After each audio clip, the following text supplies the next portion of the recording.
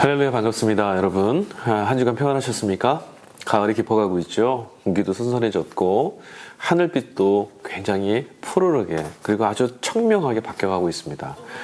여러분, 하늘이 높아져 가고 하늘이 맑아져 가는 것처럼 바라기는 하나님을 향한 우리들의 믿음과 우리들의 신앙, 또 우리들의 영혼 청명하고 맑아지고 거룩해질 수 있기를 주의 이름으로 간절히 축원합니다. 그런 마음을 닮아갈 수 있는 우리 모두가 되었으면 참 좋겠습니다.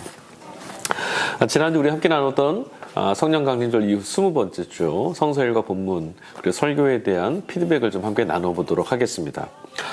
지난주 우리가 나누었던 설교의 제목은 착한 부자 가능합니까? 라고 하는 본문이었어요. 그리고 성서일과 본문은 일독서로 욥기서 23장, 그리고 선택 본문은 아모스서 5장 6절부터 15절까지였습니다. 이 독서는 히브리서 4장 12절에서 16절 말씀이었고요. 마지막으로 3독서 복음서는 마가복음 10장 17절에서 31절까지의 말씀이었습니다. 제가 함께 나누었던 본문에 관한 묵상 질문을 먼저 위주로 함께 좀 나눠보도록 하죠. 첫 번째가 욥기서에서 욥이 겪는 고난의 가장 본질적인 원인은 무엇입니까? 라고 하는 질문이었습니다. 여러분, 우리가 욥기서를 통해서 마주하게 되는 고난이라는 것은 우리가 살면서 건강이 안 좋아지거나 경제적인 어려움을 당하거나 이런 것들도 고난이지만 이런 것들을 지금 주목하고 있는 게 아닙니다. 훨씬 더 본질적인 것이죠. 여러분, 우리들이 경험하는, 우리 인간이 경험하는 가장 본질적인 고통은 무엇이겠습니까? 바로 죽는 존재라는 거예요. 죽음이 우리 앞에 있기 때문에 제한되어 있고 한계가 있는 존재이기 때문에 흙으로부터 왔다가 흙으로 돌아갈 수밖에 없는 그 존재라는 것이 오늘 우리가 쌓아 올리는 모든 것들을 무의미로 떨어뜨릴 수가 있어요. 죽음은 우리 모두를 짓누르는 가장 폭력적인 힘이죠. 죽음 때문에 지금 앞서 말씀드렸던 그런 고통, 또 어려운 일들, 상황, 절망, 이런 모든 것들이요, 사실은 우리가 죽는 존재이기 때문에, 죽음이 우리 앞에 있기 때문에 경험하게 되는 증상들입니다. 죽음의 증상일 뿐이죠. 가장 본질적인 고통은 인간에게 찾아오는 가장 본질적인 고통은 바로 죽음이라는 것이에요. 욥기서는 우리에게 그것을 질문합니다. 욥이 무죄하지 않습니까? 무죄한 욥에게 고난이 찾아왔어요. 이것은 무엇입니까? 억울하다? 아니, 그런 것이 아니고요. 죽음 앞에서 여러분, 나는 그동안 선하게 살아왔어. 나는 선행도 베풀고 참 착했고 하나님을 믿는 믿음도 갖고 있고 정말 후회하지 않고 남들에게도 비난받을 만한 일 하나도 없이 그렇게 올곧게 살아왔어. 그러나 죽음 앞에서는 이 모든 것들은 아무런 우리를 그 죽음을 비켜가게 할 만한 근거가 되지 못합니다. 그렇죠? 누구도 이 죽음 앞에서 비켜가지 못하게 되는 거예요. 바로 그 상황입니다. 그런 무죄한 욥에게 찾아온 낯설은 날, 우리 모두 다 그런 낯설음 앞에 서게 될 때 절망할 수밖에 없죠. 그동안 배고프다, 또는 무엇을 갖고 싶다, 어떻게 내몰렸던 성공에 대한 모든 것들도요, 혹은 그런 게 없어서 했던 절망들도 사실 본질적인 질문 앞에 서면 다 상대화됩니다. 그닥 중요한 게 아니었던 거죠. 자, 욥이 본질적으로 지금 고통스러워합니다. 무엇 때문에 고통스러워합니까? 무의미성 때문이죠. 죽음 앞에 서 있는 자신의 갖고 있던 모든 것들, 자신의 삶에 대한 모든 것들이 지금 부정되게 생겼어요. 허무로 떨어집니다. 그래서 욥이 찾는 건 뭐죠? 하나님입니다. 자신의 그 존재를 흔들리지 않는 영원한 생명의 근거에 기댈 수 있는 것, 그걸 찾고 있어요. 여러분, 지금 욥은 재산을 잃어서, 그리고 가정, 자기의 어떤 안정감을 줄 수 있는 기반이 흔들려서, 그것들이 깨져서, 그것 때문에 지금 절규하지 않습니다. 욥기서 전체를 흐르는 욥의 절규는요, 하나님을 향하고 있습니다. 자신의 삶이 무의미하지 않다라는 것, 자신이 정말 의미 있게 살아왔다라는 것, 허무 가운데로 내몰릴 만한 그런 인생을 살지 않았다라는 것을 하나님께 항변하고 있습니다. 여러분, 우리도 사실 그렇습니다. 돈이 없어서 불행한 게 아니에요, 여러분. 실은 하나님의 능력과 하나님이 동행하심을 경험하지 못하는 허무가 우리를 괴롭히는 겁니다. 여러분, 생각해 보십시오. 똑같은 환경에 있어도요, 어떤 이는 굉장히 풍성하게 살아가는 이가 있고요, 똑같은 환경인데 절망 가운데 살아가는 이도 있죠. 얼마 되지 않는, 여러분 생각해 보세요. 돈 10,000원도요, 우리에게는 아무렇지도 않은 대수롭지 않은 그런 금액이 될 수 있지만 바다 건너 어떤 이들에게는 한 가족이 치명적인 질병으로부터 안전하게 살 수 있는 생명을 살려낼 수 있는 귀한 그런 금액이 될 수도 있잖아요. 욥의 고난 속에서 우리가 보아야 되는 것은 본질적으로 우리의 생명을 지키시고 구원하시는 우리 인생의 모든 의미가 되시는 하나님의 임재, 하나님 부재에서 하나님 임재를 경험하는 바로 거기에 달려 있습니다.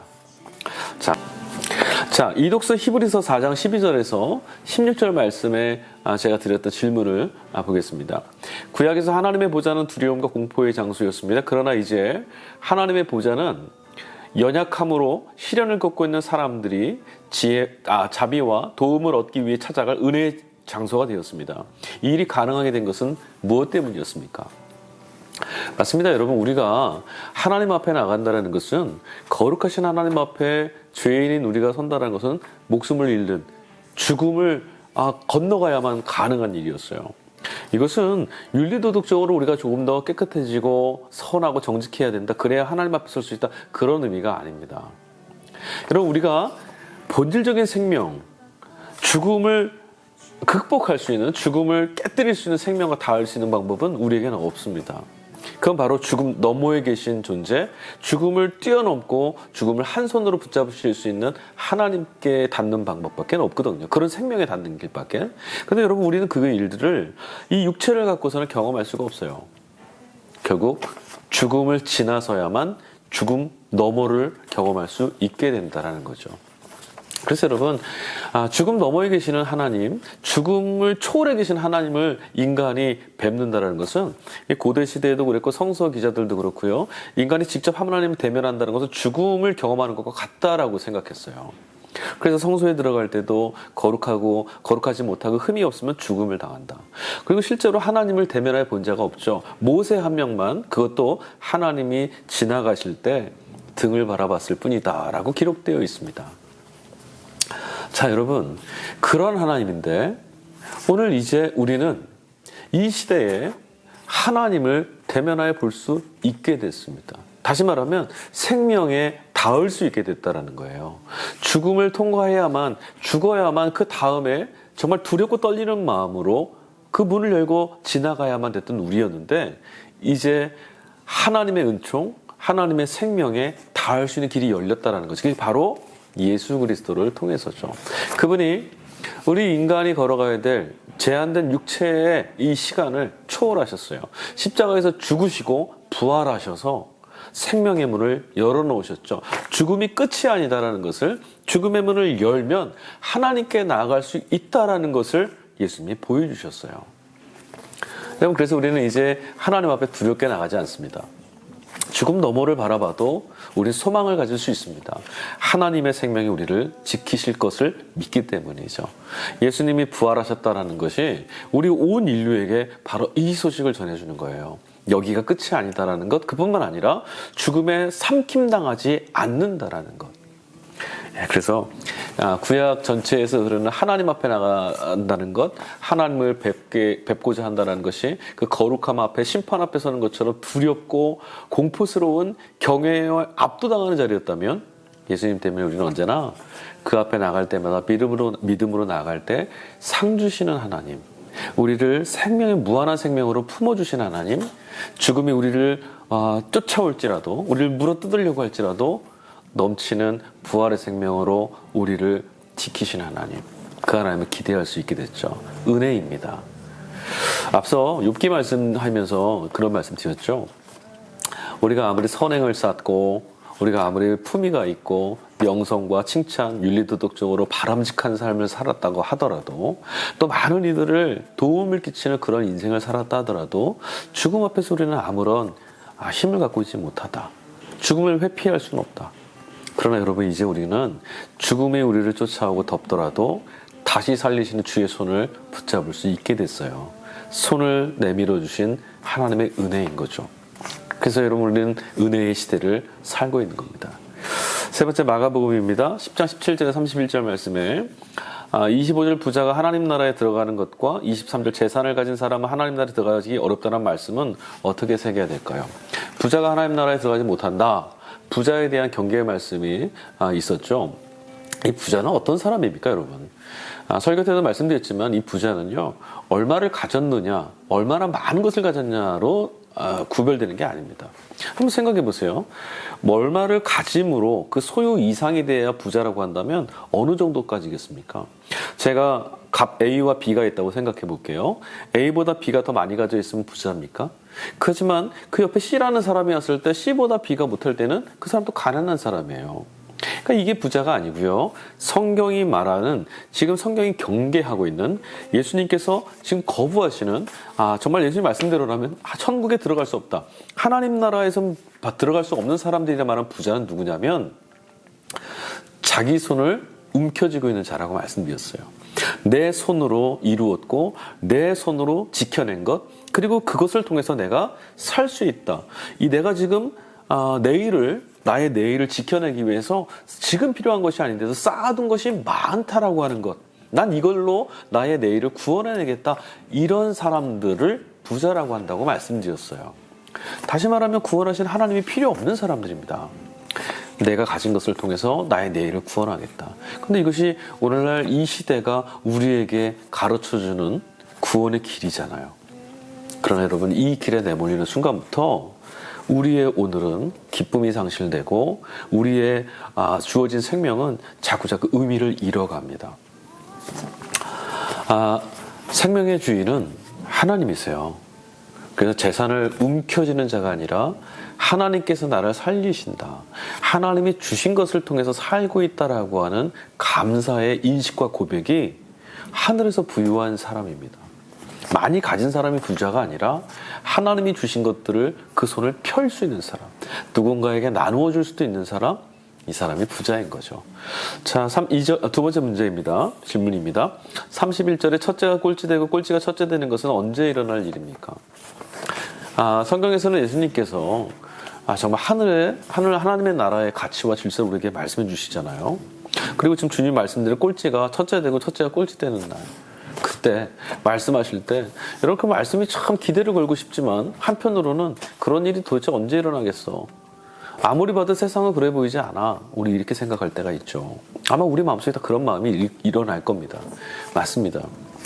이 시대 가운데 하나님의 나라가 완성되는 날, 다시 말하면 주 예수께서 다시 오시는 그날에 이 고백은, 이 말씀은, 이 가르침은 완성될 겁니다. 그러나 그렇다고 해서 지금 무의미한 것이냐, 지금은 어차피 안 되니까 소용없는 것이냐? 아닙니다. 주 오시는 그날은 바로 오늘 주님의 약속을, 신뢰를 담고 믿고 따라가는 우리들 모두의 걸음걸음, 그 매일을 통해서 앞당겨지고 다가오고 완성되는 거예요. 제가 빛과 어둠에 관한 이야기를 한번 예전에 드린 적이 있습니다. 여러분, 촛불 하나가 켜 있으면 산 위에 그 깜깜한 이 산 밤중에 촛불 하나 켜 있는 것, 그게 세상을 밝힐 수 있겠습니까? 그럼 우리가 그 촛불 무의미하다고 꺼버릴까요? 그렇지 않습니다. 아주 작은 초, 바람만 휙 불어도 꺼질 것 같은 초이지만 그 초가 누군가의 길 잃어버린 자의 길잡이가 될 수도 있어요. 소망 없는 자들에게 소망의 사인이 될 수도 있죠. 그리고 여러분, 더 중요한 게 뭔지 아십니까? 그 작은 초, 빛을 품고 있는 그 작은 초, 세상 전체가 암흑 같은데도 그 작은 초 하나가 타고 있는 그 자리가 여러분, 빛의 자리라는 거예요. 아무리 연약해 보여도 어둠의 빛을 삼킬 수 없어요. 우리가 주의 말씀을 신뢰하고 주 말씀을 믿으면서 주 오실 날을 기대하고 고대하며 이 약속의 말씀을 지키고 믿음에 기대어서 살고 있다면 저와 여러분의 영역 안에 하나님의 나라는 지금 임하여 있는 겁니다. 이 임하여진 나라가 우리 모두 다 바라보는 나라, 모두 다 인식할 수 있는 나라, 단 한 명도 죽음과 그 죽음에 이르는 모든 폭력들에게 짓눌리지 않고 살 수 있는 나라, 그런 나라가 이제 곧 오지 않겠습니까? 왜? 예수님이, 그날의 주인 되시는 예수님께서 약속하셨거든요. 특히 마가복음 본문 중에서 그 부자 청년이 예수님 찾아왔을 때 던졌던 그 질문에 대해서 제가 말씀드렸던 기억이 있습니다. 선생님, 제가 어떻게 하면 영생을 얻을 수 있겠습니까? 그 얻다라는 것, 영생을 얻고 싶습니다라고 했던 그 얻다라는 단어가 무엇을 뜻하는 단어가 있습니까? 헬라어로 클레로 노메오라는 단어였는데 상속받다, 유업으로 받는다라고 했죠. 맞아요, 여러분. 영생은 우리 힘으로 얻을 수가 없어요. 우리 힘으로 구원을 얻을 수가 없지 않습니까? 하나님 나라는 우리 힘으로 다 할 수 있는 나라가 아닙니다. 그래서 주셔야만 하고 임하여야만 경험할 수 있는 나라죠. 그래서 헬라어에 유업으로 받다, 상속으로 받다 이렇게 돼 있어요. 하나님이 우리에게 거저 주실 때. 근데 여기서 핵심은 뭐라고 말씀드렸습니까? 상속은 얼마나 많은 것을 했고 얼마나 자격이 있고 얼마나 대단한 사람이냐로 결정되는 것이 아니라 그가 누구냐라는 것, 그 조건 하나로 결정되는 것이라고 말씀드렸죠. 자녀이기 때문에 상속을 받습니다. 이 자녀가, 상속을 받을 수 있는 자녀가, 하나님 나라에 참여할 수 있는 자녀가 우리가 어떻게 됐습니까? 하나님의 넘치는 은혜로 당신의 귀하신 독생자 아드님을 우리에게 내어주신 하나님의 멈추시지 않는 사랑 때문에 우리가 오늘 하나님의 자녀가 됐습니다. 이 사실을 기뻐하시고 이 사실에 감사하십시오. 참된 부자는 하늘에 속해 있는 자들입니다. 진짜 가난은 그 곁을 지킬 수 있는 사람, 그 곁을 홀로 있도록 내버려진 그런 사람, 지킬 수 있는 자 아무도 없는, 내 손을 붙잡아줄 사람 아무도 없는 버려진 이들입니다. 여러분은 어떤 사람입니까? 가난한 자입니까? 아니면 부자입니까? 지난주 말씀을 기억하시면서 남은 한 주 말씀 속에서 우리에게 주신 은혜를 하나하나 다시 한번 점검해보고 돌아볼 수 있는 그런 시간 되시기를 간절히 바랍니다. 주일에 말씀을 가지고 다시 뵙도록 하겠습니다. 감사합니다.